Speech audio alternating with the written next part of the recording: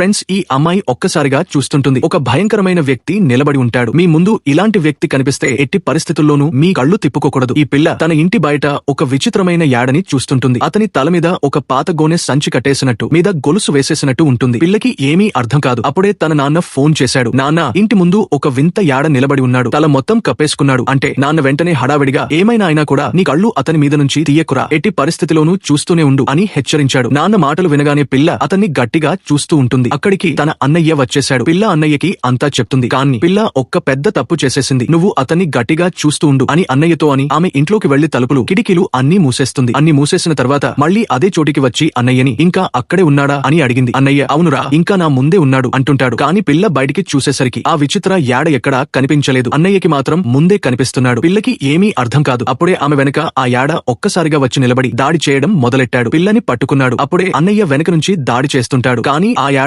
బాగా బలమైనోడు. ఇద్దరిని ఒక్క గట్టిగా తోసేశాడు. అదే టైంకి పిల్ల నాన్న వచ్చేశాడు. నాన్న ఒక అద్దం తీసుకుని ఆ యాడ ముందు పెట్టాడు. తన మొహం చూసుకున్న వెంటనే ఆ యాడ వణుక్కుపోయి ఒక్కసారిగా అదృశ్యమైపోయాడు. నాన్న వెంటనే ఆ అద్దాన్ని పగలగొట్టేస్తుంటాడు.